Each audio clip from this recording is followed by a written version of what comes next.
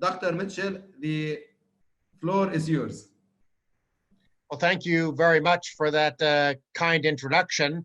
Although we're talking about a very unhappy topic, I'm specifically going to focus on a couple of issues. The economic depression or near depression that we're suffering, and then I'm going to talk about the fiscal fallout, the fiscal consequences of the bad economy, and what might be a path out of the troubles that we're going to be facing already. And I personally think it will get worse, not better, at least for the next several months. So when we're looking at these various issues, the economy, frankly, we have no idea how bad it'll be. We don't know whether the unemployment rate in the United States, for instance, has it peaked or will it continue to go up? I personally think it will continue to go up, at least for another month or two. But what worries me even more than how high the unemployment rate goes, what worries me even more than how deep the GDP is falling right now, I'm worried that we're not going to have a V-shaped recovery. In other words, unless there is some very, very quick development of a vaccine, unless there is some surprisingly effective treatment that is developed in the very near future, I think we're going to have a recession that then we recover from very slowly, with the speed of that recovery depending probably on the extent of secondary outbreaks. In other words, as countries, as regions and countries begin to reopen their economies, to what extent is there another outburst of infections? To what extent will people be scared about going back to work? This is a major challenge. And then when you add to that the absence of a V-shaped recovery, I think whatever trend line of growth we get back on, I worry that we'll have a permanent loss of income in the world, in our various countries. And that's going to be a big challenge. And of course, when you look at specific sectors, it can get even worse. Restaurants, airline, tourism, sporting events, basically anything that involves a big crowd. I would be very unhappy if I was an investor in those industries, because I don't see any way that we get back to what we were, say, 6 months ago or 1 year ago. And then when you add to that, our government's following the correct policy, we don't know, because we don't know how long the crisis will last. We don't know how severe it is. We don't know the trade-offs. We don't know when vaccines will be developed, if ever. So all economists, all public policy people, frankly, are just speculating at this point in time, trying to figure out what's happening with this crisis. What I think I'll do here is share a couple of slides to give you an idea of where we're heading with the current situation.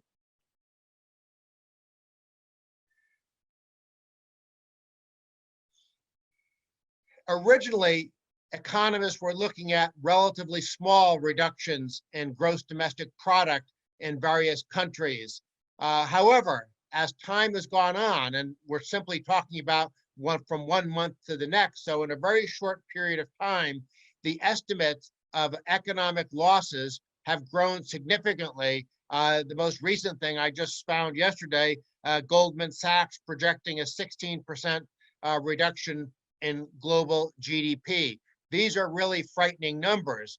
And so we now have to consider, what does this mean in terms of fiscal policy?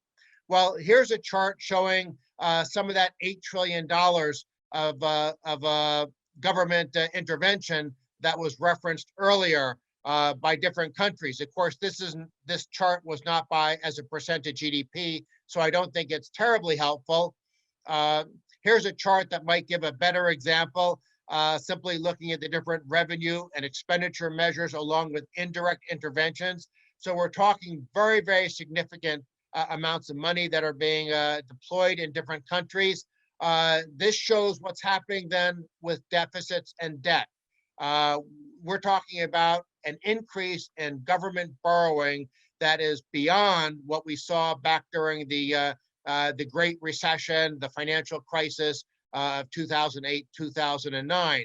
And I think these numbers that we see on the far right of the screen, this is only where we are right now. I think there's going to be a lot more borrowing, a lot more measures that politicians take simply because they're panicked about what's happening around the world. Now, here's a chart showing numbers from last year of government debt as a share of GDP in various countries. And you can see on the left that some countries like Switzerland, Australia, Sweden had relatively low debt burdens. This is for some of the major OECD nations. But then you look on the right, you see Japan with the highest level of debt, but then you see Italy, Greece, and Portugal. They were already well over 100% of GDP. And some of those countries, Italy especially, are among the hardest hit. And we don't know. It's very hard to estimate what will happen to Italian government debt as a share of GDP, because we still don't know, of course, how deep the economic downturn will be. But in all likelihood, we're talking at least 30 to 40 percentage points of additional debt as a share of GDP. Italy already was in a situation where it basically required the European Central Bank and others to help prop up its the market for its government debt. So you have a very deep economy, a very deep recession, and an already weak economy with now record amounts of debt. One of my fears from this crisis is that we're going to see a repeat of the European fiscal crisis. And can the IMF somehow put enough band-aids on that to stop it? Will the European Central Bank basically be in the position of buying all Italian government debt? That's already creating fissures and controversy inside Europe. And I just frankly worry that we don't have a good outcome. So let me close up by saying what I think will be necessary in terms of fiscal policy to come out of this crisis. Whether the crisis ends in 1 month or 3 months or 6 months, whatever happens, we know that we have lots of additional debt. We know that we have a much, much bigger burden of government spending. We know the private economy has basically been knocked down. To me, if we want to restore growth, that's critically important, because when you restore growth, you're obviously creating more taxable income.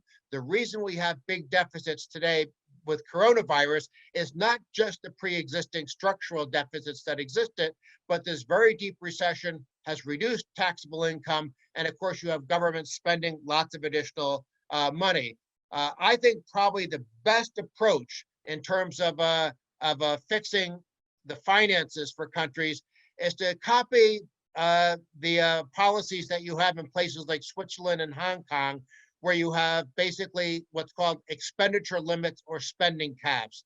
In Switzerland, they have something called a debt brake, which basically means that government can grow year in, year out by 2 to 3% a year, absent an emergency. Now, of course, we're in the emergency right now, but once the emergency ends, how do you put fiscal policy back on a stable basis? How can you begin to repair the damage that's been done to the public fisc by all the emergency measures?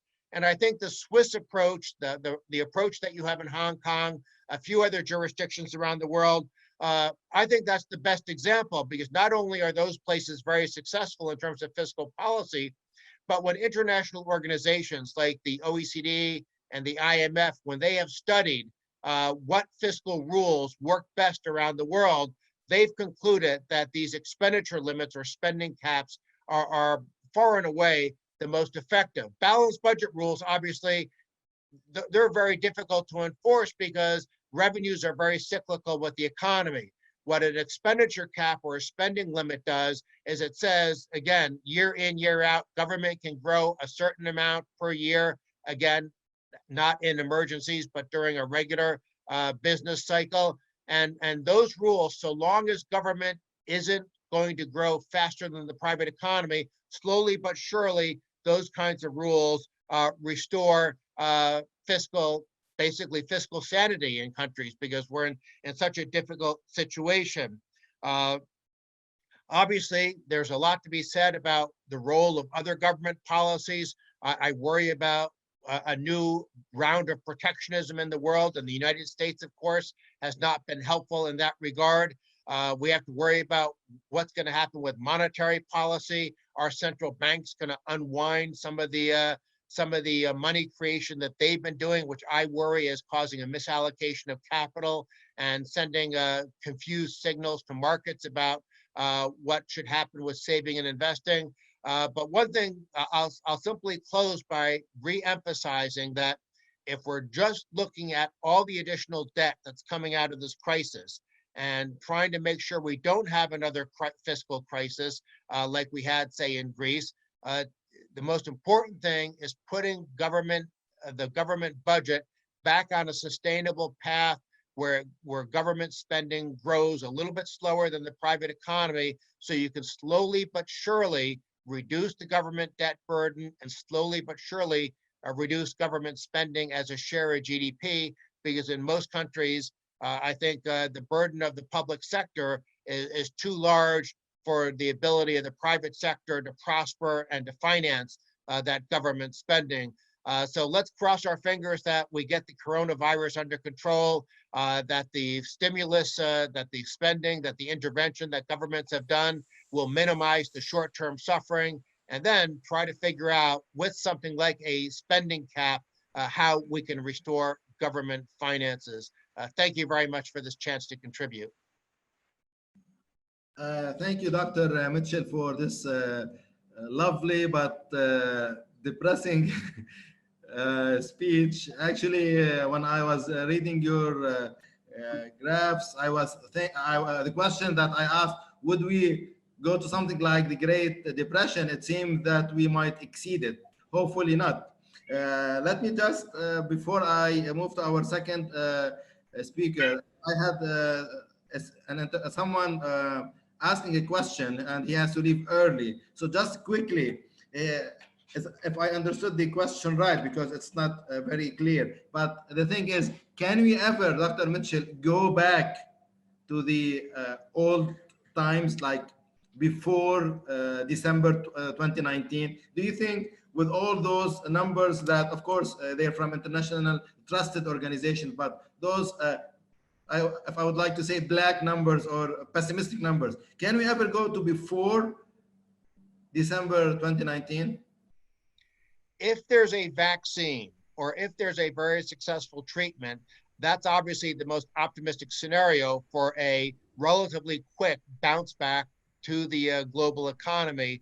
But will tourism go back to where it was? Will airlines recover all their losses? Will national economies recover all the lost economic output? I'm somewhat pessimistic. Obviously, we all hope for that best case scenario. But even if we get that best case scenario, you can't unring a bell. All the trillions of dollars of additional intervention that we've seen, we're still going to have to deal with the fiscal fallout of that. We're still going to have higher debt levels. A country like Italy is still going to be in the fiscal version of an intensive care unit. Will international investors, will they want to take the risk of investing and buying Italian government debt?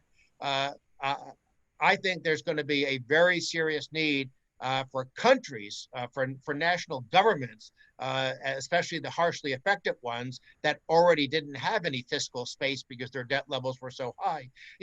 These are things that are going to be permanent challenges for the economy. And if we don't get a vaccine, if we don't find effective treatments, if we have serious secondary outbreaks as economies begin to reopen, then I don't like being pessimistic. I want to be optimistic, but I think because there's so much we don't know right now, I think it's simply prudent to look at some of these more negative scenarios to make sure that we're prepared.